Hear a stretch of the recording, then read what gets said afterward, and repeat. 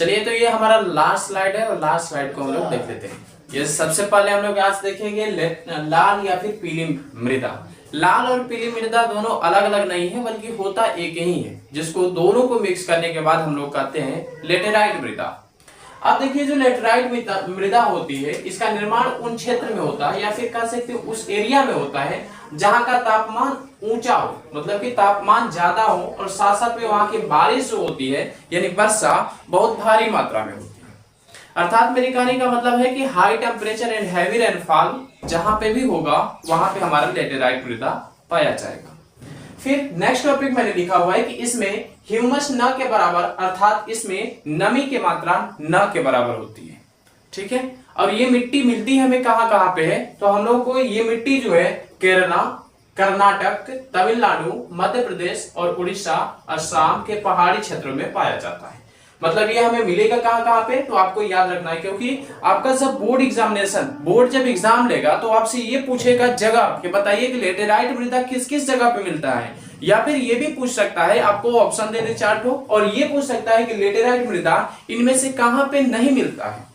ठीक है, आगे देखो, इस मृदा को खाद के भरपूर प्रयोग से खेती लायक बनाया जाता है, अर्थात उसमें उर्वरक की मात्रा ज्यादा बढ़ा दी जाती है, जिससे कि हमारी जो मिट्टी होती है वो उपज हो जाए, मतलब उपजाऊ हो जाए। ठीक है, नेक्स्ट देखिए, नेक्स्ट में है वन मृदा।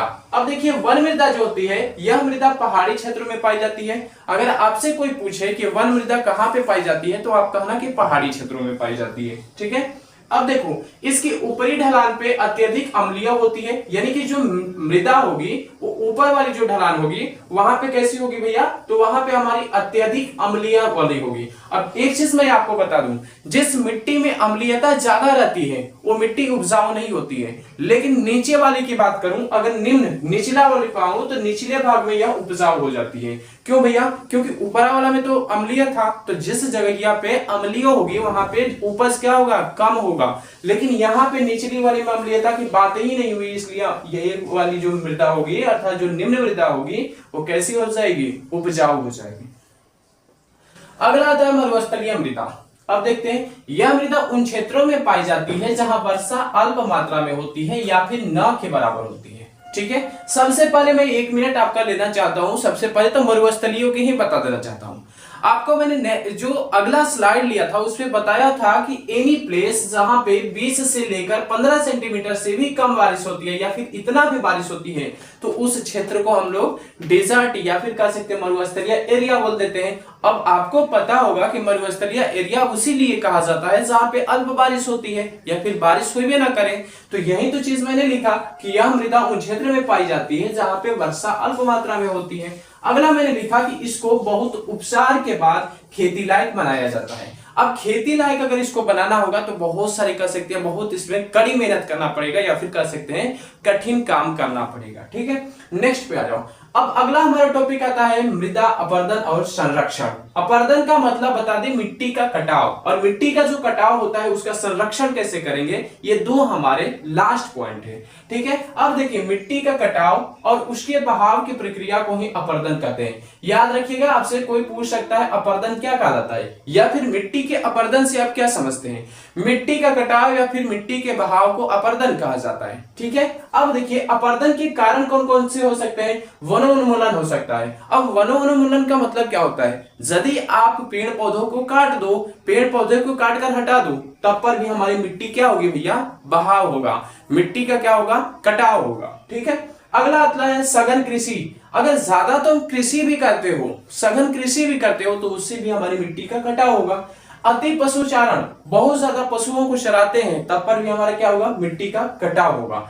तथा और भी कई मानवीय क्रियाएं होती है, अर्थात कह सकते हैं ह्यूमन एक्टिविटीज होती हैं, जिसके कारण हमारी मिट्टी का क्या होता है, कटाव होता है। ठीक है, नेक्स्ट एवं कह सकते हैं लास्ट पॉइंट कि मृदा संरक्षण के कौन कौन से तरीके होते हैं। अब सबसे बड़ी बात कि संरक्षण होता क्या है। संरक्षण का बाबू कुछ मतलब नहीं है, संरक्षण का मतलब होता है कि मिट्टी का बचाव कैसे कर सकते हैं, जो कट रहा है उसको रोक कैसे सकते हैं। तो सबसे पहला ठीक उसका विपरीत कर दो, जो मैंने कहा, जैसे वन उन्मूलन का ठीक उल्टा करिए, वन ज्यादा लगाओ अर्थात वन रोपण करो।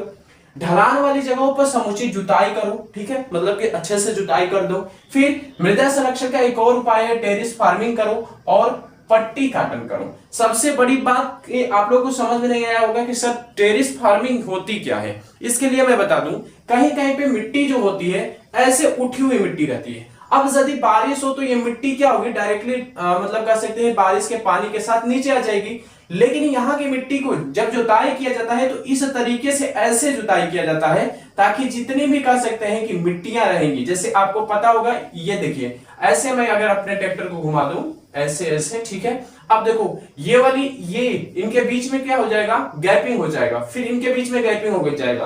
तो जब बारिश होगा तो इन गैपिंग में ही रह जाएगा, जिसके कारण उतना मिट्टी का कटाव नहीं होगा, ठीक है। आई होप, मुझे आशा है कि आप लोग को ये लेक्चर हमारा अच्छा लगा होगा। अगर आपको लेक्चर अच्छा लगता है तो प्लीज हमारे वीडियोस को लाइक कर देना और हमारे चैनल को सब्सक्राइब जरूर कर देना। दूसरा चीज, कुछ हो ना या कोई हो या ना हो, मैं आपके बोर्ड एग्जामिनेशन के लास्ट तक रहूंगा। तो अगर आपसे मेरा रिक्वेस्ट रहेगा कि हमारे वीडियोस को ज्यादा से ज्यादा शेयर करिएगा।